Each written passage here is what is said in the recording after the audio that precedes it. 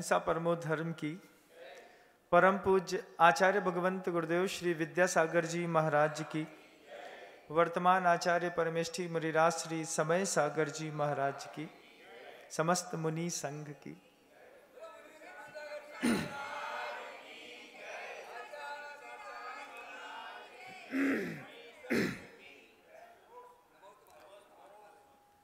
गुरुदेव के साथ लगातार 20 वर्ष रहने पर तरह तरह के अनुभव होते थे। तरह तरह के लोग आते थे गुरुदेव के पास, और जैसे लोग आते थे संवाद करते थे, उस संवाद के बीच में बहुत कुछ सीखने मिलता था। अनुभवी के पास रहने पर स्वयं को अनुभव इकट्ठे करने की जरूरत नहीं पड़ती। अनुभवी के अनुभवों से काम कर लेना पड़ता है।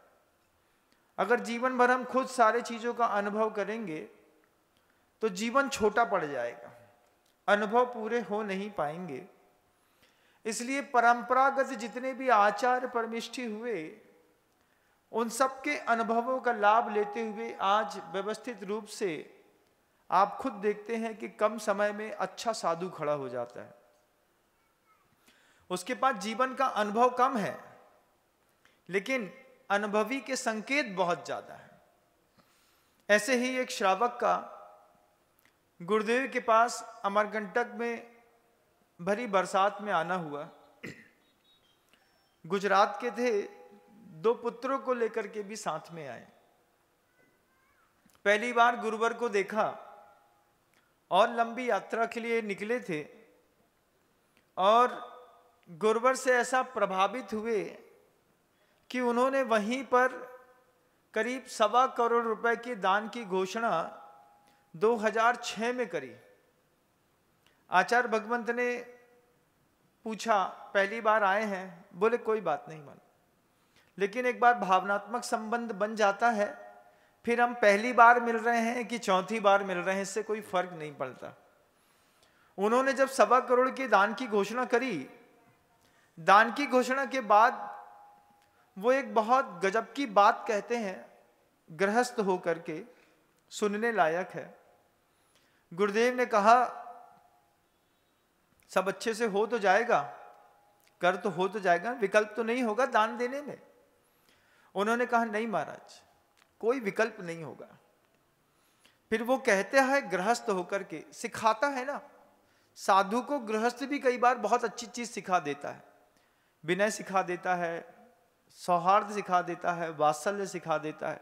किताबों में पढ़ने से कई बार चीजें दिखाई नहीं देती, प्रैक्टिकली कोई करता है तो दिख जाता है। तो वो गृहस्थ होकर के गुरुदेव से कहते हैं, जीवन में महाराज जो कुछ भी है वो सब बेमौसम का फूल खिला है हमारे घर के अंदर। बेमौसम का फूल, गुरुदेव ने जब शब्द सुना, वो गृहस्थ गुरु जी से कहता है, मेरे जीवन में जो कुछ भी है सब बेमौसम का फूल है। फिर उन्होंने एक कहानी सुनाई। उन्होंने कहा कि महाराज जी, एक माली था, और माली उपवन में काम करता था। उसने देखा कि एक पेड़ में एक ऐसा फूल खिला है जिस फूल के खिलने का अभी मौसम नहीं है। तो उसको जैसे ही दिखा कि ये बेमौसम में एक फूल खिल गया है, तो उसने फूल तोड़ लिया। फूल तोड़ करके उसने कहा कि बेमौसम का है तो बड़ा अच्छा लगेगा। जैसे आजकल तो होने लगा कि 12 महीने जामफल आते हैं। पहले आपने को याद है ना कि सिर्फ ठंडी के दिनों में जाम मिलता था। ठंडी के दिनों में जाम मिलता था, गर्मी के दिनों में आम कच्चे मिलते थे। ठंडी के दिनों में अगर कच्चे आम का अचार कोई खिला दे तो आदमी 100 बार सोचता था कि कच्चा आम अभी कहां से आया होगा। ऐसे ही गर्मी के दिनों में अगर कोई मान लो जाम फल खिला दे या चटनी खिला दे जाम फल की, तो आदमी का दिमाग घूमने लगता था, सीजन नहीं है, बिना सीजन का फल कहां से लेकर के आया। अभी तो बहुत अनुकूलता हो गई, वेयर हाउस बने रहते हैं, जनरल मॉडिफाइड जितने भी फूड्स आते हैं उनकी भी अपनी एक क्वालिटी बन गई है कि 24-12 महीने आपको हर चीज उपलब्ध रहती है। लेकिन एक वक्त था जब जाम जो थे, जिसको आप बिही कहते हैं, वो सिर्फ ठंडी में आती थी। सीजन बदलता था, आती थी, गर्मी में नहीं दिखती थी। अब तो बारिश में भी दिखती है, 12 महीने पेड़ लगते हैं। ऐसे ही उस माली के हाथ में बेमौसम का एक फूल आया। फूल आया तो फूल लेकर के वो बाजार में निकला कि बेमौसम का है। जो देखेगा वो आश्चर्यचकित होगा कि बेमौसम का फूल कैसा है। लेकर के निकला तो रास्ते में बेचने के निमित्त से निकला वो माली। एक किराना का व्यापारी मिला, बोले भैया ये फूल। बोले हाँ, ये तो उस वक्त होता था, अभी कैसे? बोले यही तो खासियत है। बोले कुछ दे दो, ले लो फूल। उस माली को भी लगा, उस व्यापारी को भी, किराना वाले को, फूल ले ले, लोग इसी फूल के बहाने दुकान में चढ़ेंगे कि बेमौसम का फूल तुम्हारे पास का है। उसने फूल 100 रुपए में लेना चाहा तो सामने से एक कोतवाल निकला। कोतवाल ने भी देखा कि बेमौसम का फूल है। कोतवाल ने उस माली से पूछा इस फूल की कितनी कीमत? माली तुरंत पलट गया। पलट करके बोलता है 1000। 100 में बेच रहा था, पलट करके तुरंत कहता है 1000। कोतवाल ने सोचा कि बेमौसम का फूल है, राजा को देंगे, राजा खुश हो जाएगा। 1000 रुपए देकर के फूल लेना चाहा, बगल से राजा का हाथी में सवार होकर के निकलना हो गया। कोतवाल देखता रह गया कि राजा को चढ़ाना था, लेकिन हाथी में राजा खुद निकल रहे हैं। अब राजा की दृष्टि भी उसी फूल पे पड़ गई। अब वो माली से कहता है इस फूल की कीमत कितनी? माली फिर पलट गया। माली पलट करके कहता है महाराज 1 लाख। अब राजा के हिसाब से 1 लाख कोई मायने नहीं रखता, लेकिन माली के हिसाब से एक फूल का 1 लाख तो मायने रखता है। लेकिन राजा से जैसे ही कहा 1 लाख, राजा ने तुरंत कहा कि इसको 1 लाख दे दो, ये फूल ले लो। अब जैसे ही राजा ने उस फूल के बदले 1 लाख रुपए देना पसंद किया, वैसे ही वो माली राजा से पूछता है राजन, ये फूल आप ले तो लोगे 1 लाख में, इस फूल का करोगे क्या? जानना चाहता हूं। 1 लाख रुपए में एक फूल खरीदोगे और उस फूल का खरीद के क्या करोगे? राजा कहता है देखो माली, गांव में बहुत अच्छे, बहुत बड़े समृद्ध गुरु आए हैं, गुरु के चरणों में ये फूल चढ़ाऊंगा। जैसे ही माली ने सुना कि ये 1 लाख रुपए का फूल खरीद करके और गुरु के चरणों में चढ़ाएंगे, माली सोचता है कि जब राजा 1 लाख रुपए खर्चा करके इस कीमती फूल को गुरु के चरणों में चढ़ाएगा, इससे अच्छा हम ही जाकर के इस फूल को गुरु के चरणों में चढ़ा देते हैं। जब तक जीवन में गुरु नहीं आया, तब तक लोभ दिखाई दे रहा था माली को, क्योंकि माली देखता था कि किराना का व्यापारी है, ये कोतवाल है, ये राजा है। लेकिन जैसे ही माली को पता चला कि ये फूल की अंतिम स्थिति गुरु के चरणों में है, तो माली ने अपना पूरा विचार बदल लिया।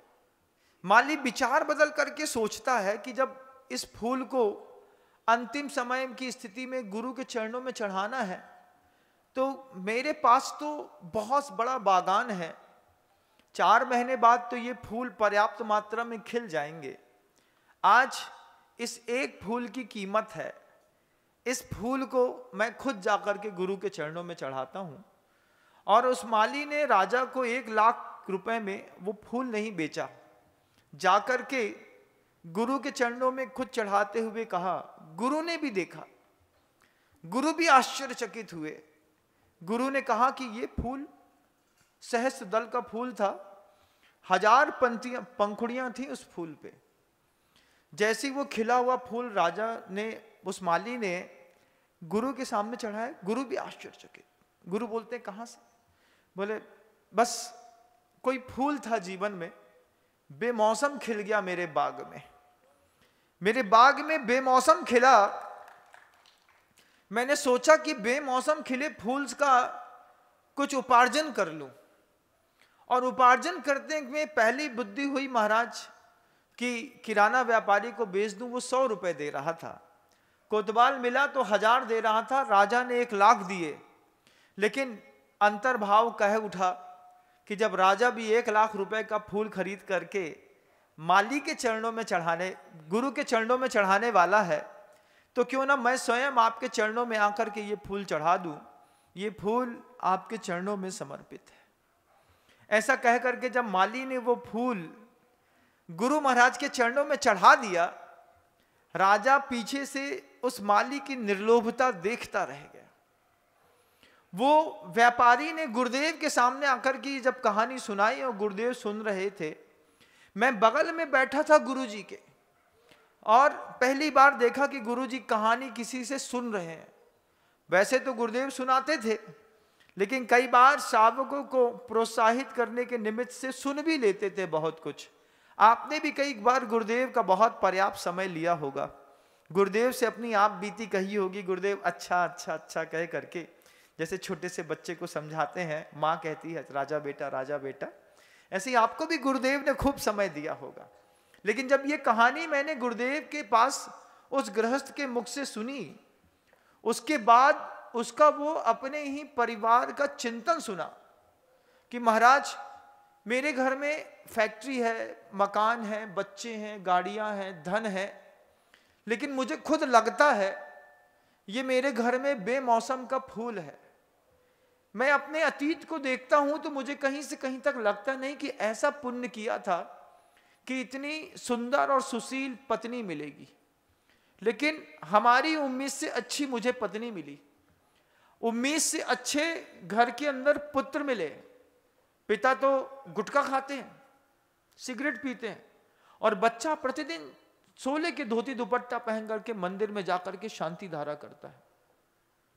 बच्चा मंदिर जाता है, पिता टीवी देखते रहते हैं, पिता रात में सिगरेट पीते हैं घर के अंदर, और बच्चा विमान का डोला उठा करके, प्रभु जी की पालकी उठा करके रोड में घूमता है। कई बार ऐसी स्थिति में अगर थोड़ा भी दार्शनिक चिंतन जीवन में हो तो पिता भी सोचता है कि मेरे घर के अंदर ये बेमौसम में खिला है। आपके घर के अंदर बेमौसम में क्या क्या आपको मिला है, एक बार आप देखना। कितनी चीजें ऐसी हैं जो आपको मिली, लेकिन आपने उसके लिए कभी पुरुषार्थ नहीं किया, कोई मेहनत नहीं करी, कोई पसीना नहीं बहाया, और आपको सहजता में सब मिलता चला गया। कितने सारे ऐसे व्यापारियों का पुण्य है कि फोन में सौदा करते हैं, सौदा का खरीदा हुआ माल घर में आने से पहले ही 20% बढ़ चुका होता है। उनको पता होता है 100 को 125 हो गया है, इसको 150 से कम में नहीं बेचना। आप बेचते हैं, अच्छा पैसा कमाते हैं, लेकिन एक बार अपने अंदर मन से ये बात जरूर कहिएगा, मेरे घर के अंदर, मेरे जीवन में जो भी मुझे अपॉर्चुनिटी मिली है, अवसर मिले हैं, उपलब्धता मिली है, ये मेरे जीवन का बेमौसम का खिला हुआ फूल है, बिल्कुल बेमौसम का। सौंदर्य मिला है बेमौसम का। बेमौसम का क्यों? क्योंकि तुम्हारा स्वभाव तो चिड़चिड़ करने का है। तुमको जरा सी बात में जब गोरी चमड़ी वाले, साफ सुथरे दिखने वाले लोग, युवा या युवतियां गलत हरकतें करते हैं, गाली गलौज करते हैं, संपन्न परिवार के लोग व्यसन करते हैं, जब कभी भी धनवान व्यक्ति लोभ करता है, उस वक्त वो सोचे इस बात को, सब बेमौसम का है, बेमौसम का फूल गिरा है। मेरा मौसम क्या है? अंदर से चिड़चिड़ करने का, लेकिन चेहरा चमकदार है, बेमौसम का फूल खिला है। हमारी प्रकृति लोभ की है, मंदिर से भी 5 रुपए चुराने के घर लाने की है। कई लोग होते हैं मंदिर के नाम पर सीमेंट खरीदेंगे, उसमें से 20 बोरी अपने घर के अंदर उतरवा लेंगे और बोलेंगे कि भैया पैसा तो जमा कर देंगे लेकिन इतनी सस्ती नहीं मिलेगी। ऐसा होता है? नहीं होता महाराज, होता है।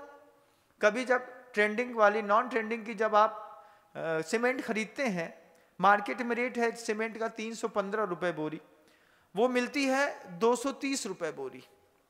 तो क्या तुम ईमानदारी के साथ 230 रुपए मंदिर में जमा करके और मंदिर से 50 बोरी सीमेंट उठा करके घर के अंदर नहीं लगा लेते? लगा लेते हैं महाराज। चोरी तो नहीं करी, चोरी तो नहीं करी तुमने, ये बात तो तय है कि तुमने मंदिर का पैसा मंदिर में दिया, लेकिन सोचो मंदिर के नाम पर वो सीमेंट आई थी। अगर तुम सीमेंट खरीदने जाते तो तुमको शायद 50 बोरी सीमेंट रोड पर 230 के रेट पे तो नहीं मिलती। भगवान का सहारा लेकर के तुमने अपने जीवन के 100 रुपए बचाए ना। एक तरफ तुमको ईमानदारी दिखती है और तुम्हारी ईमानदारी पे हमको बेईमानी दिखती है। ये है बेमौसम का फूल, खिला कि नहीं घर के अंदर? खिला महाराज। ऐसे अपने जीवन में हर चीज पे चिंतन करिए। आंख बिल्कुल स्वस्थ है, लेकिन देखती क्या है? क्या देखती है वो? मोबाइल में उल्टी सीधी चीजें देख करके जब आप आंख का दुरुपयोग करते हैं, तो स्वस्थ चिंतन में बोलिए बेमौसम में फूल खिला। अंदर का मौसम नहीं था, अंदर का मौसम तो पाप देखने का था, लेकिन आंखें हैं, ये देखो कहां लेकर के जा रही। बेमौसम का फूल खिला। जिब्बा सही काम करती है तो राम का नाम नहीं लेते, जिब्बा सही काम करती है तो दष्टम जिनेन्द्र भवनम भवतापहारी नहीं बोलते। क्या बोलते हैं? भगवान मालिक। सारे गाने, इतनी स्मरण शक्ति तेज है इंसान की, एक बार नई फिल्म का पहला गाना पहली बार सुनते हैं और आधा याद हो जाता है। स्मरण शक्ति में देखिएगा, कभी किसी व्यक्ति ने जितने भी गाने याद किए हैं, उन गानों की कोई प्रिंटेड बुक आप बाजार से खरीद करके लेकर के नहीं आए। आपके उपयोग की क्षमता बड़ी जबरदस्त थी, आपका उपयोग लेकिन व्यसनों की ओर लिप्त था, इंद्रिय विषयों की ओर, आत्मा की शक्ति और परिणाम इतने ज्यादा गाफिल और लगे हुए हैं कि एक बार आप गाना सुनते हैं, उसका पूरा लिरिक्स जो है दिमाग में बैठ जाता है। क्या टोन थी, कैसे एक्शन थे, क्या पिच थी, मॉडरेशन कैसा था, वर्डिंग कैसी थी, क्या कौन से क्लाइमेट में उसको यूज किया है। और आधा गाना पहली बार फिल्म रिलीज हुई है, पहली बार आपने, ऐसा भी नहीं है कि बैठ के सुना है, सबसे बड़ी बात है चलते चलते सुना है। पैदल चलते चलते भी अगर कोई गाना बजता है तो थोड़ी दूर जाने के बाद गाना आपकी जुबान में चढ़ जाता है। लेकिन उपयोग की दशा ऐसी है, मंदिर में घंटे की आवाज सुनते हैं, कभी इच्छा नहीं होती कि अभिषेक शांति धारा करने के लिए समय पर मंदिर पहुंच जाए, लेकिन मोबाइल में टिप टुप की एक आवाज बस आती है। जो मैसेज आते हैं ना, मैसेज आने के पीछे एक बेल बजता है छोटा सा, लोग बताते हैं कि वो महाराज जी एक कोई इंस्ट्रक्शन मिलते हैं, एक आवाज बीप आती है और उसके माध्यम से पता चलता है कि एक नया मैसेज आया, फिर नया मैसेज आया। हर छोटी सी बीप पे, एक वाइब्रेशन पे, बीप भी नहीं आती है, हल्का सा जेब में रखे रखे हल्का सा वाइब्रेशन होता है और पूरा उपयोग वहां पे तो चला जाता है, लेकिन मंदिर के इतना मोटा घंटा बजता है, उस पे हमारा कोई वाइब्रेशन नहीं है, वो वाइब्रेशन हमारे दिमाग में चढ़ ही नहीं रहा है। उस वक्त भी दिख रहा है कि अभी काम निपटाएंगे, उठेंगे, जाएंगे और कर लेंगे। ये क्या है? जीवन बेमौसम के खिले हुए फूल की तरह है। जब उस गृहस्थ ने गुरुदेव से कहा कि भगवान, ये जो घर के अंदर संपत्ति है, इस संपत्ति के लिए मैं इतना पुरुषार्थ नहीं करता, बैठा रहता हूं, लोगों को इंस्ट्रक्शन देता हूं, फोन में एक बार बात कर लेता हूं, 3 पेपर में सिर्फ कागज में साइन करना पड़ता है, रोज 10 से 12 करोड़ रुपए घर के अंदर आता है। अब मैं बार बार जब भी स्वाध्याय करता है, जब भी कोई पंचम काल का कोई श्रावक आर्थिक स्थिति से संपन्न होने के बावजूद अपने घर के अंदर बैठ करके चारों अनुयोग में से एक अनुयोग का स्वाध्याय करे, तो समझना ये चतुर्थ काल का साधु है, पंचम काल में इसने जन्म ले लिया। वो गृहस्थ कहता है महाराज घर के अंदर स्वाध्याय करते हैं, स्वाध्याय करते वक्त बस एक ही चीज समझ में आती है कि जितना पुण्य से मुझे मिल रहा है लगातार, अपने घर से, अपने इस तन से, अपनी आत्मा से, अपने समाज से, अपने परिवार से, अपने देश से, अपने मोहल्ले से जितना आप बेनिफिट उठा रहे हैं, ये सब बेमौसम का फूल है।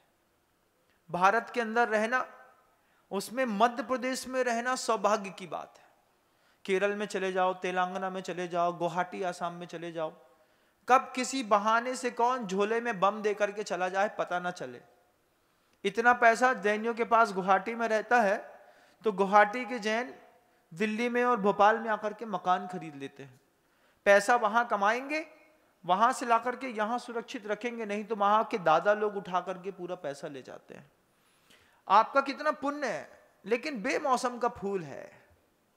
आपने चाहा नहीं, आपको मिला।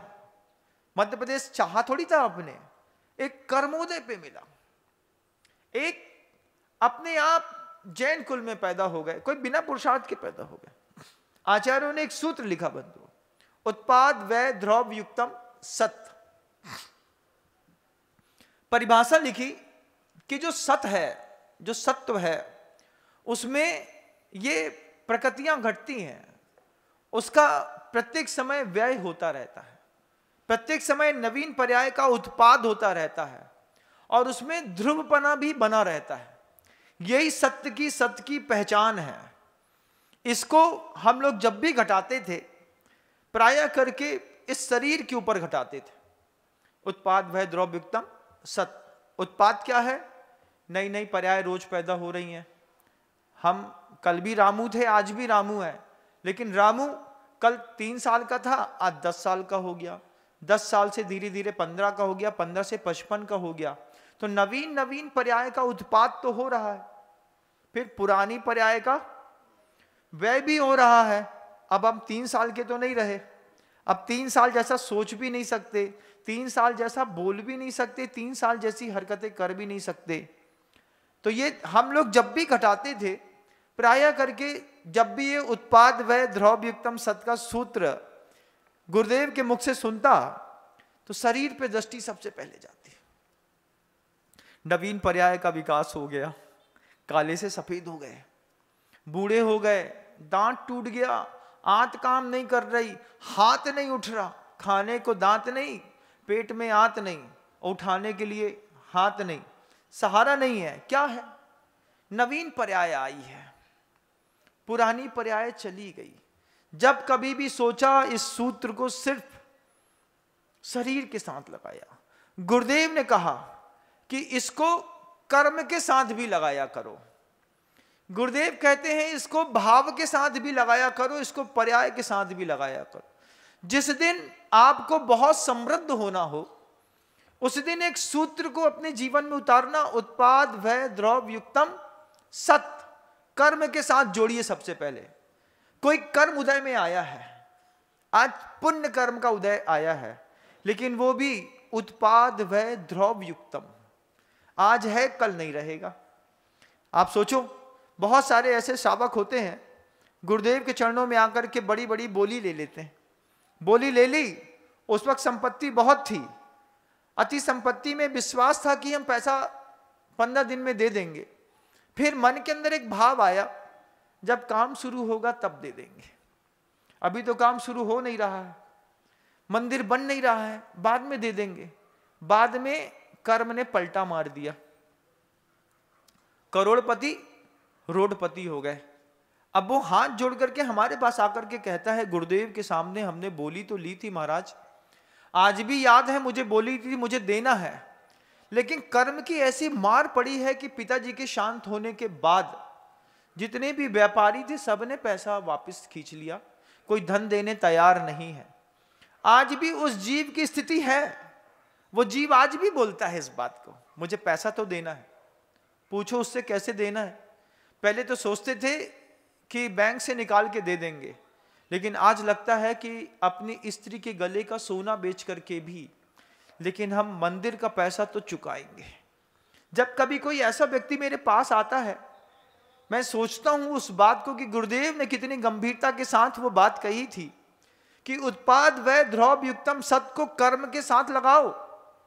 आज तुम्हारा तेज पुण्य है, तेज पुण्य में तुमको तुम्हारे कर्म के ऊपर विश्वास है, फुल कॉन्फिडेंस है, उन लोगों को, बहुत सारे पहलवान होते हैं, रेसलर होते हैं, 100% कॉन्फिडेंट रहते हैं एक टाइम पे, फिर एक टाइम पे वही कॉन्फिडेंस लूज हो जाता है। तो जो आदमी फार्मूला रेस की कार चलाता था, वो आदमी साइकिल चलाने में डरता है, बोलता है गिर जाएंगे, पैर टूट जाएगा, डर लगता है। जब कभी भी अपने जीवन का सौंदर्य देखो, दो चीजें सोचो। पहली चीज, मेरे जीवन का जो भी उपलब्धि है बेमौसम का फूल है। मैं स्वयं अपने आप को सोचता हूं इस बात को कि मैं बेमौसम का फूल हूं। जब कभी भी कमरे में चिंतन करता हूं तो सोचता हूं ये सोच करके आया नहीं था, ये सोच करके मोक्ष मार्ग में पैर मैंने रखा नहीं था, घर से निकला था ये सोच करके गुरु की सेवा करूंगा। और गुरुदेव ने भी एक ही शब्द कहे थे हम लोगों से कि देखो, गुरुदेव हमको समझाते थे, संघ को समझाते थे, बड़े बड़े पत्थर होते हैं, बड़े बड़े पत्थर के जब भवन बनते हैं तो डोलने लगते हैं, ऐसे ऐसे होते हैं, उनको संभालने के लिए छोटी छोटी चिप लगती हैं। महाराज चिप समझते हो? हाँ महाराज, जब पत्थर को तोड़ते हैं तो एक लकीर से सीधा करते वक्त छोटे छोटे पत्थर के चिप तैयार होते हैं। फिर गुरुदेव मुस्कुरा के, हाँ वही तो कह रहा था, क्या बड़े बड़े पत्थर होते हैं, डोलते हैं ऐसा ऐसा। वो डोलते हुए पत्थरों को स्थिर करने के लिए छोटी छोटी चिप लगती है, उसमें नीचे से संद रहती है, उस संद में फंसा देते हैं। एक ने पूछा संद क्या होती है? आचार्य से बोलते हैं मूर्ख, इतना भी नहीं जानते संद क्या होती है? कहां से आए हो, स्वर्ग से आए हो क्या? बोले नहीं महाराज जी, संद का मतलब। फिर बगल वाले ने धीरे से इशारा किया, चुप रहो, बाद में बता देंगे। तो गुरुदेव ने भी देख लिया कि बगल वाला साधु बोलता है चुप रहो। फिर बगल वाले साधु, हाँ इसको समझा देना संद क्या होती है, शाम को पूछूंगा। डांट भी दिया और फिर मुस्कुरा करके बोल भी दिया। फिर गुरुदेव बोलते हैं कि आप लोगों को छोटी छोटी चिप बनना है। चिप की ताकत रहती है, बड़े बड़े पत्थरों को स्थिर कर देता है वो चिप, और नहीं तो वही बड़े बड़े पत्थर कब लुढ़क जाएं कुछ पता नहीं। मन के अंदर जब तक गुरुदेव के पास था, हमेशा एक ही चीज सोचता था कि मुझे तो गुरुदेव की चिप बनना है। किसी के साथ लगा देंगे, किसी साधु के साथ धर देंगे, तो उस साधु के संपूर्ण विकास में तन मन से सहयोग करते हुए उसको ऊपर उठाऊंगा। यही मेरे जीवन के होने की सार्थकता है। क्योंकि गुरुदेव जब भी उदाहरण देते, मुझको देखते और उदाहरण देते, समझते हो चिप बनना है। हम भी समझते थे, आचार्य से मुझे चिप बनाना चाहते हैं, मुझे चिप बनना है, दिमाग में थी चिप बनना है, चिप बनना है, चिप बनना है। और गुरुदेव ने बड़ा पत्थर बना दिया। अब बड़ा पत्थर बना करके बीच में रख दिया, लेकिन जब बगल वाले साधर्मियों को देखता हूं, निस्वार्थ सागर जी महाराज श्री को देखता हूं, निसर्ग सागर जी को देखता हूं, अपने क्षुल्लक हीरक सागर जी को देखता हूं, तो इनको देख करके मुझे अपना चेहरा याद आता है। मैं इनको देखता हूं और सोचता हूं कि मुझे चिप बनना था, और ये चिप बन करके बड़े बड़े पाषाणों को रोकने के लिए काम कर रहे हैं। संवाद मैंने सुना, लेकिन जीवन में काम इनके आ रहा है। मेरे आधे से ज्यादा काम तो महाराज जी पहले से निपटा के रखते हैं। बोले गुरु जी से, बड़े महाराज जी से पूछो भी मत, उनको बताओ भी मत, निपटा के रखो, साफ सुथरा करके रखो, उनके लिए प्लेटफॉर्म बना करके रखो। मैं यहां आता हूं, सब कुछ तैयार मिलता है, मैं समझता हूं ये मेरा काम नहीं है, ये चिप का काम है, बड़े बड़ों की स्थिरता। फिर ऊपर देखता हूं तो अपने आप को भी चिप समझता हूं। बड़े बड़े गुरु महाराज ने इतने बड़े बड़े प्रकल्प रखे, उन्हीं की भावना, उनकी शक्ति से वो तैयार हो रहे थे। आज छोटी सी चिप गुरु महाराज के काम आ गई, जीवन सार्थक हो गया। कभी भी कर्मोदय पर ज्यादा देर विश्वास मत रखना। आचार्य भगवंत कहते थे, उत्पाद भय ध्रुव युक्तम सत। इस बात को हर चीज के साथ लगाना अपने जीवन में। पुण्य आया है, खिल करके खुल करके सामने आया है। अचानक संपत्ति बढ़ रही है, खेत था कोई काम का नहीं था, बगल से हाईवे निकल गया, 20,000 रुपए स्क्वायर फीट की जमीन हो गई हमारी। कर्म का उदय अचानक पुण्य उदय में आया है। तुमने क्या पुरुषार्थ किया था? तुमने तो कुछ नहीं किया था, तुमको तो विरासत में मिला, तुमने तो जमीन भी नहीं खरीदी थी। लेकिन बड़ी बड़ी जमीनों की लैंडमार्क की वैल्यू अगर मान लीजिए अचानक बढ़ जाए, उस वक्त फूलना नहीं है, अपनी बुद्धि पर विश्वास भी नहीं करना है। उस वक्त भी गुरुदेव कहते हैं उत्पाद वै द्रव्युक्तम सत, इसके साथ भी लगाओ। ये तुम्हारे तेज पुण्य कर्म का उदय है, लेकिन इसका व्यय भी होगा। आज उत्पाद हो रहा है तो लोभ करते हैं, थोड़ा और महंगी हो जाएगी तो बेच देंगे, थोड़ी और महंगी हो जाएगी तो बेच देंगे। पता चला उसके बाद उसमें उसी रोड के ऊपर से एक पुल निकल गया, नीचे की जमीन की कीमत खत्म हो गई। कल बढ़ी थी, आज फिर वह मिट्टी के मोल में, फिर मुंह उतर गया। गुरुदेव हमेशा इस बात को चेतना के लिए संदेश देते रहे, उत्पाद वै द्रव्युक्तम सत, कर्म के साथ लगाओ। कोई पाप कर्म का उदय आया है, ज्यादा रो मत, आज है कल इसका भी व्यय होगा, इसके बाद फिर पुण्य का उत्पाद होगा, फिर पुण्य का व्यय होगा, फिर पाप का उत्पाद होगा। आदमी मरता थोड़ी है, इंसान कहीं नहीं जाता, इसी के बीच में झूलता रहता है। सुबह शाम एक कर्म का साथ उत्पाद वै द्रव्युक्तम सत। गुरुदेव कहते हैं भाव के साथ भी ये स्थिति है। पर्याय के साथ तो मैं बाद में पहले लगाता था, गुरुदेव ने पर्याय को तो सबसे अंत में छुआ। भाव भी देखना, यहां पर बैठ करके उद्बोधन सुनते वक्त जो वैराग, जो संवेग, जो अनुकंपा, जो वात्सल्य का भाव पैदा होता है, वो घर में पैर रखते साथ ही पता नहीं कहां चला जाता है। यहां पे गुरु मार्ग तत्व समझ में आता है। ठीक वैसे ही जैसे पिक्चर हॉल में किसी ने घुसा दिया हो, 3 घंटे तक बंद करके एक मूवी देखी, उसी में गाफिल होकर के जीने लगे। बाहर निकले और जैसे ही खुली हवा लगी, चप्पल पहनी, ऑटो दिखाई दिया, अलग सा माहौल बन जाता, अरे कहाँ घूम रहे थे, कहाँ आ गए। तो ये सौभाग्य की बात है कि पिक्चर हॉल में न जा करके अभी भाव शक्ति इस बात के लिए कहती है कि हमको जो है जाकर के मंदिर जी में बैठना, गुरु महाराज का 1 घंटा प्रवचन सुनना, अपने भाव को निर्मल बनाना, अपनी स्थिति निश्चित करना सौभाग्य की बात है। लेकिन इसके साथ भी उत्पाद वै द्रव्युक्तम सत, शुभ भाव है, अशुभ भाव है, जीवन भर नहीं रहते। कमठ का अशुभ भाव जीवन भर नहीं रहा, 1 पर्याय रहा, 2 पर्याय रहा, 10 भाव तक रहा, लेकिन वो कमठ भी एक दिन मोक्ष को प्राप्त हुआ ना, एक दिन उसने भी पुरुषार्थ किया ना, रत्नत्र में वो भी आया ना। तो इस बात के साथ अपने जीवन में हर शुभ हर अशुभ के साथ ये सूत्र लगाइए।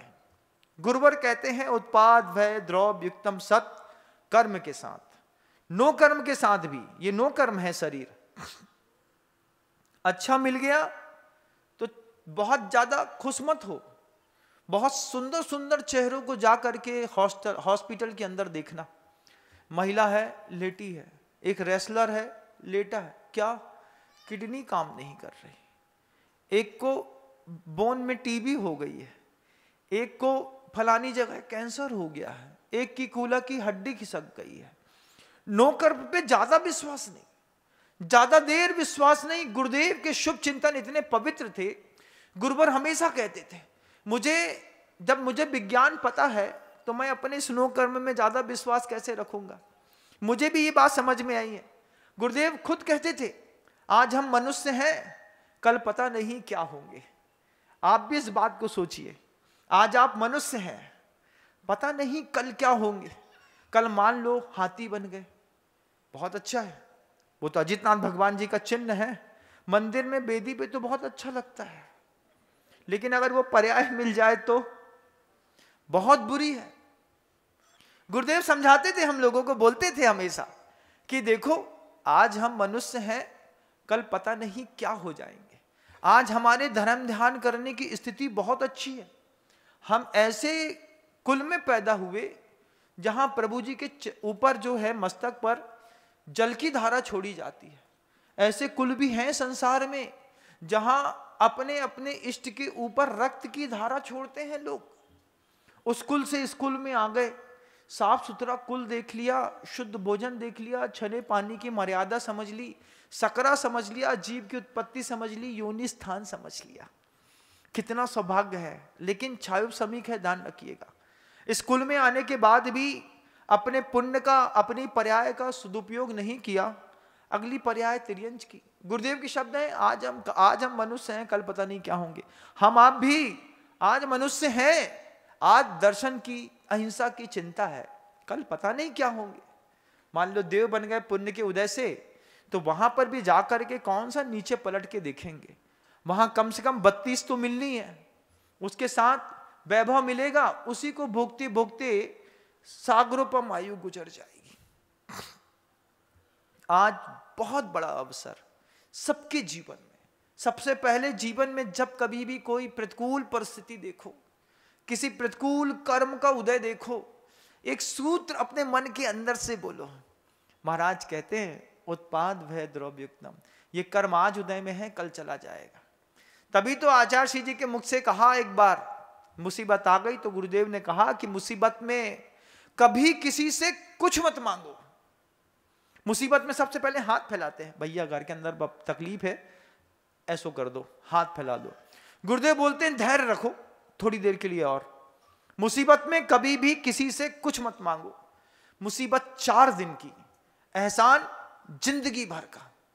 एक बार तुम्हारी बेटी की शादी में किसी ने आधा तोला सोना की चैन दे दी, और हमने सोचा कि ये सोने की चैन लेकर के दे करके हमने इस सामने वाले को कृतकृत्य किया। एहसान जिंदगी भर का, मुसीबत 4 दिन की। एहसान जिंदगी भर का क्या, तुम कितने भी बड़े आसामी हो जाओ। हमने देखे ऐसे लोग, जो लोग मेरे आंख के देखते देखते करोड़पति से अरबपति हो गए, लेकिन जिनके मकानों में किराए से रहते थे, वे बोलता है, आज भी बोलते हैं, जे हमारे मकान में किराए से रहते, हमारे देखत देखत जे इतने बड़े आसामी भय। एहसान जिंदगी भर का। वे बड़े आसामी होने के बाद भी वे मकान मालिक को सेठ बोलत, भैया वो वक्त तुमने हमारी मदद न करी होती, हम किराया चुकावे को पैसा नहीं था, लेकिन तुमने 1.5 साल तक हमसे किराया ना मांगे, सेठ तो जे ही आए। मुसीबत में कभी भी किसी से कुछ मत मांगो। मुसीबत 4 दिन की, एहसान जिंदगी भर का। ये बात दिमाग में बैठा के रखना, ये बात अपने मन के अंदर सोच के रखना। हम सिर्फ देह परिवर्तन करके यहां से जाएं, हम कुछ और करके जाएं, इसके पहले अपना भाव परिवर्तन जरूर करें। जिनाला निर्माण के साथ व्यक्तित्व के निर्माण के लिए भी चातुर्मास है। व्यक्तित्व के निर्माण के साथ साथ व्यक्तित्व के परिष्करण के लिए भी, जिन भावनाओं को हमने जीवन में कभी नहीं भाया, जिन भावनाओं को भाने की अनुकूलता हमारे घरों में कभी नहीं बनी, हमारे मन में कभी नहीं बनी, इस बार अभी भी अवसर है। अपनी भावनाएं बदलते हैं, भाव बदलो, क्योंकि गुरुदेव कहते हैं उसके साथ भी उत्पाद वह द्रव्युक्तम सत, उसका उत्पाद भी होता है। मान लीजिए कोई एक निगेटिव थिंकिंग है, कितने साल से पकड़ के रखे हूं, उसकी स्थिरता बना के रखे हूं, उसका अनुभाग शक्ति क्षीण हो गई होगी। किसी से विरोध था, जिस समय था अत्यधिक तीव्रतम स्तर का था, उस वक्त सोचते थे इसको मार डालेंगे। आज धीरे धीरे मद्दा हो गया, आज उसको देखते हैं तो बुरा नहीं लगता, लेकिन आज भी उससे बात नहीं करते। चाहते तो हैं बात करना, लेकिन बस ये दिमाग में आता है वो की गलती थी, वो एक बार माफी मांग ले तो हम शुरुआत कर दें, अपने से नहीं बोलेंगे। आचार्य कहते हैं कितने पतले पर्दे में तुम रुके हो, इसको जरा सी बात में तोड़ दो। जरा सी बात में जब तुम्हें लगे कि मंदिर के अंदर तुम्हारा शत्रु भी खड़ा है और तुम भी खड़े हो, एक छोटी सी शांति धारा की बोली लो, गंधोदक बनाओ, अपने हाथ से कलश में भरो और अपने शत्रु के माथे पर लगा दो। भैया गंधोदक लगा दिया, बस वहीं से शुरुआत हो गई प्रेम की। कितना छोटा सा संवाद था, घर के अंदर जाकर के बात करने में तकलीफ हो रही थी, मंदिर के अंदर बात करना शुरू कर देते, भाव कर्म को बदलने की व्यवस्था बनाते। लेकिन भाव कर्म को बदलने की हमने व्यवस्था नहीं बनाई, अंदर ही अंदर सोच लिया शुरुआत तो वही कर रहा है, हम नहीं करेंगे, हम करेंगे तो छोटे हो जाएंगे। उत्पाद भय द्रव्युक्तम सत, आज हो कल नहीं रहोगे। मान अपमान जो होता है ना, ये सब व्यवहार का विषय है। निश्चय में किसी आत्मा को कोई मान अपमान नहीं होता। कोई हमारे बारे में बुरा कहे या तुम्हारे बारे में बुरा कहे, बुरा कहने से ना हम बुरे हो जाते हैं ना तुम बुरे हो जाते हो, लेकिन बुराई चिपक तो जाती है शरीर पे तनक सी। इनने हमें कार्ड दे के नहीं बुलाओ, कैसे बुरा लगता है जब घर के अंदर सामने से बाजा बजते हैं, गाड़ी निकलती है, घोड़ा में टिक टिक टिक टुक करके दूल्हा बैठ के निकलता है, अपन दरवाजा खिड़की बंद कर देते हैं, नहीं देखना हमको। क्यों? हमारा व्यापारिक संबंध है, हमको एक कार्ड तक नहीं भेजा, हमारी भी आने की इच्छा थी भैया कर्म का उदय है, उत्पाद वह द्रव्युक्तम सत। वही हो सकता है दूल्हा बाद में अपने पूरी की पूरी बारात में सोचे फलाना सेठ नहीं आया, उसको याद आए शादी के बाद, अरे कार्ड देना भूल गए, माफी मांगता फिरे, अब कुछ नहीं होगा। क्यों? अब हम चढ़ चुके हैं आसमान में, अब तुमसे हमारे कोई संबंध नहीं रहे। ऐसा होता है? बताओ किस दिन की बुराई थी, हमने तुम्हारे जीवन में क्या बिगाड़ा? हर बार तुमको अच्छा दिया, तुमने हमको नहीं बुलाया। अरे अच्छा मित्र था, 20 साल के संबंध थे, 2 रुपए का कार्ड देना भूल गया, हम ही एक गिफ्ट लेकर के पहुंच जाते, भैया तुम भूल गए थे, हमने सोचा अपने लड़के का शादी है, एक गिफ्ट हमारी तरफ से, एक फोटो अपन भी खिंचा लेते हैं, शर्मसार कर देते, पानी पानी कर देते, लेकिन गांठ बांध ली। आचार्य भगवंत कहते हैं उत्पाद वै ध्रुव युक्तम सत कर्म के साथ, उत्पाद वै ध्रुव युक्तम सत भाव के साथ, और उत्पाद वै ध्रुव युक्तम सत इस पर्याय के साथ भी जोड़ो। इन तीनों के साथ इस सूत्र को जोड़ करके फिर जीवन में जो भी दिखता है उसको बेमौसम का फूल समझो। ऐसी कौन सी वस्तु है घर के अंदर जो तुमने बहुत मेहनत करके कमाई है? एक बार बताओ तो सही, कौन सी वस्तु है ऐसी? टीवी बहुत मेहनत करके कमाई, फ्रिज बहुत मेहनत करके कमाया, मकान बहुत मेहनत करके बनाया तुमने, बहुत ज्यादा मेहनत नहीं लगी, दिमाग का खेल था। मैं हमेशा कहता हूं कि जैन समाज में फंडामेंटल प्रॉब्लम्स तो है ही नहीं। फंडामेंटल प्रॉब्लम्स तो हैं 70 करोड़ लोगों के पास जो भारत में दूसरे रहते हैं। छत नहीं है, घर नहीं है, बैंक बैलेंस नहीं है, गाड़ी नहीं है, खाने को गेहूं नहीं है, बनाने को पकाने को एक स्टोव नहीं है। ऐसी स्थितियों में लोग गुजरते हैं जिनके घरों में स्टोव नहीं रहता, खाने बनाने को सिलेंडर नहीं रहता, पैसा नहीं रहते। ऐसे लोग मजबूरी में दिन भर में 100-150 इकट्ठा करते हैं, किसी होटल में बैठ करके खा लेते हैं। ठेले में खड़े होकर के खाने वाले वो जो लोग रहते हैं, उनकी मजबूरी कितनी बड़ी है कि घर के अंदर कौन आलू छीलेगा, कौन केला छीलेगा, कौन बेसन लाएगा, गंजी कहाँ से लाएंगे, आग कहाँ से लाएंगे, कढ़ैया कहाँ से लाएंगे, तेल कहाँ से लाएंगे, कहाँ से जलाएंगे, कौन बनाएगा, तब जाकर के 2 समोसे हाथ में आते हैं। 1000 मजबूरी है उन लोगों की, ठेले में जाकर के खड़े होते हैं, खाते हैं। तुम्हारी कौन सी मजबूरी है? महाराज अपना तो शौक है, अपना तो फूडी है, एक नया शब्द चल गया है, मैं तो फूडी हूं महाराज जी, कोई भी ठेला दिखता है खा लेते हैं। लेकिन सोचो, उस बात को अतीत में दिमाग लेकर के जाओ कि जो भिखारी आदमी चाय पी रहा है उसकी मजबूरी है, उसका शरीर गर्म नहीं हो पाया ठंडी के दिनों में, घर के अंदर कहां जाकर के किससे बोलता कि बनाए, तो 2 रुपए दिया और चाय खरीद ली और पी करके अपने आप को संतुष्ट कर लिया। मैं घर में था, मुझे याद है, एक उदाहरण संस्मरण याद आ गया बात करते करते। पिताजी ने जहां रहता था वहां से उमरिया पास पड़ता था, तो उमरिया से एक मावा बेचने वाला व्यक्ति आता था गुरुवार, बुधवार, शुक्रवार को। गांव था, छोटे से मध्यम वर्ग की परिवार था। तो पिताजी ने उसके लिए वहां से खोबा खरीदा, 2 किलो खोबा दे दो। क्यों? पिताजी की इच्छा हुई रसगुल्ला खाने की। अब रसगुल्ला खाना है तो कैसे खाएं? पहले 2 किलो खोबा खरीदो, उसमें 2 किलो शक्कर मिलाओ, उस पर फिर आधा किलो घी मिलाओ, फिर घर में भेजो टाइम पे, 2 बजे भेजा, उनसे बोल देना रसगुल्ला बना लेंगे, खाओ। तो बेबी घर वाले भी समझ गए इनको रसगुल्ला खाने की इच्छा हुई है, तब तो इन्हें खोबा भेजो। फिर उसके बाद शाम को गए तो 1 कढ़ाई रसगुल्ला तैयार, 1 कढ़ाई रसगुल्ला में 200-300 रसगुल्ले रखे। उसके बाद शाम को जब थक करके बैठे तो हिस्से में पिताजी के 2 रसगुल्ले आए। कितना रसगुल्ला आया? 2 रसगुल्ले आए। अब मैं देख रहा आंख खोल के, मैं दुकान में बैठा था दोपहर में, पिताजी भी बैठे थे। अब मैं देख रहा हूं कि इनके मन के अंदर इच्छा हो गई है रसगुल्ला खाने की, रसगुल्ला खाएंगे। अब उनने 65 रुपए किलो उस वक्त जो है खोबा बिकता था, 125 रुपए का खोबा खरीदा, 60 रुपये की शक्कर, फिर आगी, फिर शुद्ध घी। फिर शाम को जब मैंने उनके साथ भोजन कर रहा था तो मैं उनकी प्लेट देखा, इनका 2 रसगुल्ले तुम भी ले लो। हाँ जी, रसगुल्ला 2 खाने थे। अब मैं सोच रहा था पिताजी के साथ कि देखो तुम्हारा रसगुल्ला कितना महंगा पड़ा, कितना महंगा पड़ा रसगुल्ला। बताओ, 2 रसगुल्ला एक इंसान को खाने की इच्छा हुई, एक रसगुल्ले की कीमत कितनी पड़ी?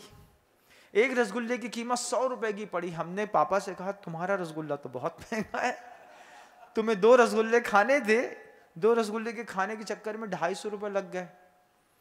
फिर जब वापिस गया दुकान में, शाम को जाकर के बैठा तो देखा कि एक पड़ोसी था, वो भी रसगुल्ले खा रहा था, रोड में बैठ के ही खा रहा था।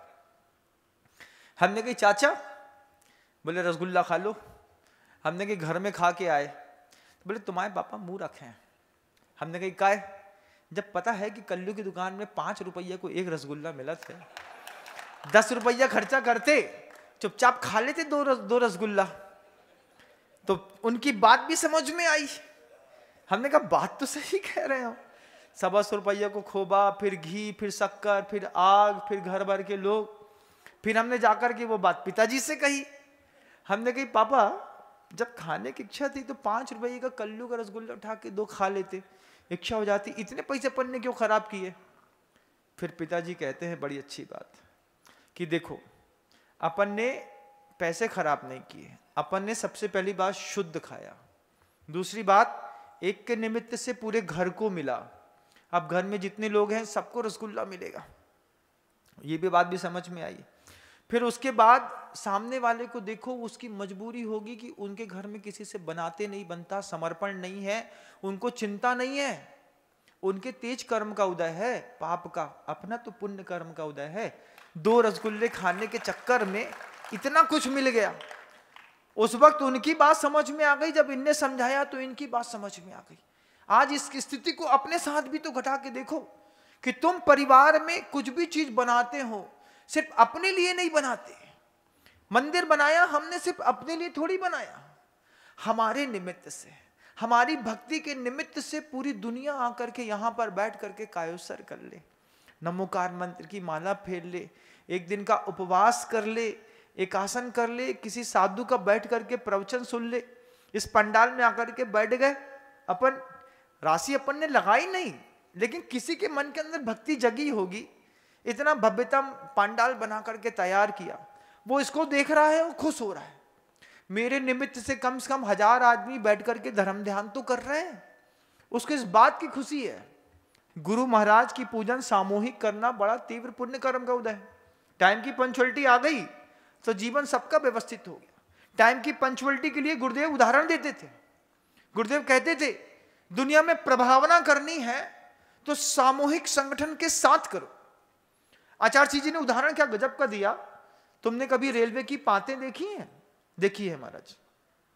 आचार्य जी के सामने हर बार हाउ बोलते थे हम लोग, हाउ देखिए, क्या देखा, क्या देखा? आचार्य जी पूछते, पातें आप बोल रहे हैं तो पातें देखी है। बोले नहीं, जब वो पातें रोड में रखी रहती हैं और उसको ट्रैक पर चढ़ाना होता है, जिसके ऊपर से गाड़ियां धड़धड़ा के निकलती हैं, ट्रैक पर चढ़ाने के लिए मान लो कोई क्रेन नहीं है तो मैनुअल पावर का उपयोग करते हैं।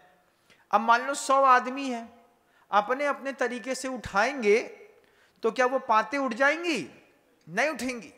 फिर क्या है, फिर एक आदमी आवाज लगाने वाला रहता है, जोर लगा के हाइशा। जैसे ही हमने बोला जोर लगा के और आपने कहा हाइशा, हाइशा के साथ सबको पता रहता है, जैसे ये जोर लगा करके बोलना बंद करेगा, वैसे ही हमको एक साथ संगठन को थोड़ा सा प्रेशर देना है, अपनी अपनी शक्ति प्रमाण प्रेशर देना है। और बड़ी से बड़ी जो पात है, एक बार में इधर खिसकी उधर खिसकी उधर खिसकी और खिसक करके ट्रैक पर चढ़ करके तैयार हो गई। एक आदमी आवाज लगाने वाला रहता था, बस बार बार बोलता था राम का नाम लेकर के, राम का नाम, रामचंद्र जी की हाइशा, फिर एक हाइशा, फिर एक हाइशा। ऐसे यहां पर गुरु महाराज हैं, जब आपको एक साथ पूजन के समय में बुलाते हैं, पूजन के समय पर जब वो बोलते हैं मंत्र अर्घम निर्वपामति, आपने एक साथ बोला स्वाहा, ये हाइशा की ताकत, स्वाहा की ताकत बहुत गजब की। बड़े से बड़े काम हो जाते हैं, बड़ी से बड़ी प्रभावना हो जाती है, बड़े से बड़े उपयोग जिनके अशुभ में रहते हैं उनके भी शुभ में चले जाते हैं। धीरे धीरे एक से दूसरे को, दूसरे से तीसरे को प्रेरणा मिलती चली जाती है। तुम भी चलो, एक साथ हाइशा करेंगे, एक साथ स्वाहा करेंगे, एक साथ सामूहिक धर्म ध्यान करेंगे। यही सामूहिक धर्म ध्यान एक वक्त पर आपको बचा करके ले जाता है। सामूहिक पाप का उदय देखा होगा ना, सुनामी की लहरों पे, भुज के भूकंप पे, ज्वालामुखी के टाइम पर, ये सब में सामूहिक पाप का उदय होता है। अभी प्लेन क्रैश हुआ, सब मर गए, पायलट बच गया। क्यों? किसी के साथ कोई पुण्य का वर्गणाएं बची होंगी, बचा करके ले आई। सुनामी की लहरों पे हजारों पापी एक स्थान पर एकत्रित होकर के खड़े हो गए, वे सब मर गए और मिट्टी के नीचे 2 महीने की बच्ची जो है 8 दिन तक बची रही जिंदा। पाप पुण्य बचा के लेके जाता है, पाप घुमा करके ले जाता है। एक साथ आचार्य सिंह जी बोलते थे, गुरुदेव का पवित्रतम सूत्र था कलऊ एकता बलम का। गुरुदेव ने 1000 बार अपनी मुट्ठी ऐसी बांधी, हर ट्रस्टी को, हर समाज को एक चीज सिखाई, कलऊ एकता बलम। पंचम काल में एकता ही बल है।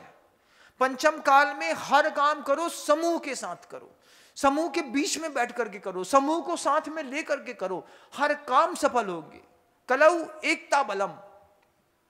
मंदिर आओ, अभिषेक का समय निश्चित करो, निश्चित समय पर अभिषेक करके जब एक साथ लोग स्वाहा बोलेंगे, एक साथ लोग ताली बजाएंगे, एक साथ लोग नमोस्तु करेंगे, एक साथ लोग धोती दुपट्टे में दिखाई देंगे, क्या प्रभावना अपने आप आसमान नहीं हो जाएगी? हो जाती है। मंदिर में खाली जगह रहती है, समाज के प्रत्येक व्यक्ति अगर संकल्प ले लें कि टाइम पे मंदिर पे आकर के बैठेंगे, पूजन करेंगे, ये मंदिर आपको 4-4 गुना बढ़ाने पड़ेंगे, अपने मोहल्ले के मंदिर भी। लेकिन समाज के सारे लोग एक साथ सामूहिक धर्म ध्यान नहीं करते। आचार्य श्री जी का सूत्र था कलऊ एकता बलम। उन्होंने इस बात को हम लोगों के लिए हमेशा कहा, अपनी मुट्ठी बांध के चलना, कोई तुम्हारी मुट्ठी तोड़ नहीं पाएगा। हम लोग भी सोच करके चलते रहे कि हाँ गुरुदेव, मुट्ठी बांध करके चलना। आज यही बात नवीन आचार्य महाराज गुरुदेव श्री समय सागर जी महाराज श्री कहते हैं। आप वहां पे जाकर के कुछ भी संवाद करो, वो एक ही बात बोलते हैं, सबकी मुट्ठी बंधी है, तुम चिंता नहीं करना, सब अच्छा हो जाएगा, सब अच्छा हो जाएगा। मैं भी सोचता हूं कि हमारी और आपकी मुट्ठी एक साथ मिलकर के एक साथ बंध जाए तो जैन शासन का ऐसा कौन सा बड़ा काम है जो छोटे छोटे लोग हैशा कह करके नहीं कर सकते। सभी लोग एक साथ मिलकर के एक मंच पर खड़े बस हो जाएं। कल आपने जब वो दृश्य देखा, विभिन्न कॉलोनियों में चातुर्मास रस साधु जब एक साथ एक मंच पर बैठे, आप बताइए आपको कैसा लग रहा था? तालियां ही तो बजाती हैं कि महाराज जी बहुत अच्छा लग रहा था। बहुत दिनों से इस बात का अंदर से मन कहता था कि हमारा भगवान एक है, हमारी आचार संहिता एक है, हमारा मूलाचार एक है, समय सार एक है, हमारा शावकाचार एक है, उसके बाद भी हम एक दूसरे को देख नहीं पाते हैं।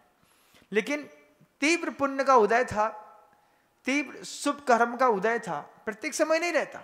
उत्पाद व ध्रुव युक्तम सत, भाव भी, कर्म भी और पर्याय भी। लेकिन तीव्र पुण्य कर्म का उदय आया और एक साथ अपन ने जब संघ में इतने सारे साधुओं को एक साथ देखा, देख करके कल सबको खुशी हुई। चातुर्मास कलश की स्थापना इस संघ के संगठन के सामने फीकी पड़ गई। ये संगठन की सूरत देख करके, उन सारे के सारे साधुओं का चेहरा देख करके जनता ऐसी आप्लावित हो रही थी, लगता महाराज ये कितना अच्छा काम हुआ। हम सोचते थे आप किसी से नहीं मिलते, वो भी सोचते थे कि हम किसी से या वो किसी से नहीं मिलते। कितनी सारी धारणाओं के एक साथ पूर्ण विराम लगा। मिलते रहेंगे जब मौका मिलेगा। सारे मुनिराजों आरिकाओं को अपन इस मंच पर पुनः पुनः पुनः दोबारा भी बुलाने का प्रयास करेंगे और दोबारा भी वे सारे मुनिराज अपना आकर के यहाँ पर योगदान देकर के धर्म लाभ देने में निमित्त बनेंगे। ये जीवन एक अवसर है। आज मनुष्य की पर्याय है, जैन कुल की पर्याय है। आज जैन शासन को जीवंत रखने का प्रयास करिए। मान लीजिए कभी किसी और पर्याय में जन्म ले लिया तो हमारी ही यही आत्मा अन्य पर्याय में जाने के कारण गाफिल होकर के फिर वहाँ के कर्म, वहाँ के भाव और वहाँ की पर्याय को विकास करने में निमित्त बनने लगेगी। जीवन कोई बहुत बड़ा बचा कहाँ। 50 साल की जिंदगी जी ली, किसी ने 60 की, किसी ने 65 की, किसी की 70 की, लेकिन अंदर ही अंदर वो जो पाप कर्म की प्रकृतियां सामने चल रही हैं। हमेशा दिमाग में रखो, बेमौसम का फूल हूं मैं, बेमौसम की फूली हुई आंखें हैं, हाथ हैं, शब्द हैं, क्षयोपम है, बेमौसम का ज्ञान है। तुम चाहते नहीं थे कि तुम्हें इतनी अच्छी बात समझ में आए, लेकिन तुम आ गए यहां पर तो ये बात भी समझ में, दिमाग में आ गई। एक दिन ही सही, सुबह से लेकर शाम तक एक उद्बोधन का चिंतन करो, और एक उद्बोधन पे एक दिन भी जियोगे तो जब तक मैं जिंदा रहूंगा रोज एक उद्बोधन दूंगा, रोज तुम्हारे परिणामों को सुधारने के लिए एक नया प्रकल्प प्रस्तुत करूंगा। आपका धर्म ध्यान होता रहेगा बंधुओं, मेरा भी धर्म ध्यान होता रहता है। 5 प्रकार के धर्म ध्यान में एक धर्मोपदेश भी धर्म ध्यान है। ये प्रवचन आपको सुधारने के लिए नहीं है, ये प्रवचन मेरा धर्म ध्यान है। इसके माध्यम से मैं अपने आप को भी पवित्र करने का, मांजने का, प्रांजल करने का प्रयास करता हूं। लेकिन एक पुण्य का उदय है, अपन सब मिलकर के एक दूसरे को बहुत करीब से समझ रहे हैं। शब्दों को विराम दूं चूंकि आपका समय हो गया है। कल पुनः प्रयास करूंगा और चेतना को एक नया आकार मिलेगा। शब्दों को विराम देता हूं। गुरुदेव श्री विद्यासागर जी महाराज।